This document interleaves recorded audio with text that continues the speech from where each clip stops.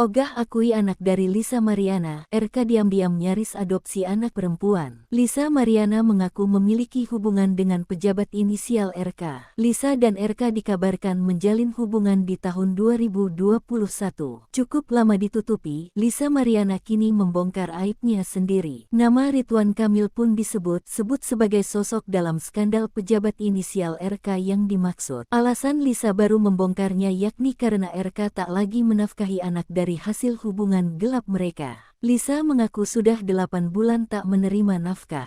Lisa mengingat lagi bagaimana dulu dia memperjuangkan buah hatinya. Mantan model majalah dewasa ini mengaku sempat diminta untuk menggugurkan kandungannya. Meski tanpa suami, Lisa memilih mempertahankan anak yang dikandungnya. Lisa pun melahirkan anak berjenis kelamin perempuan itu di bulan Januari tahun 2025.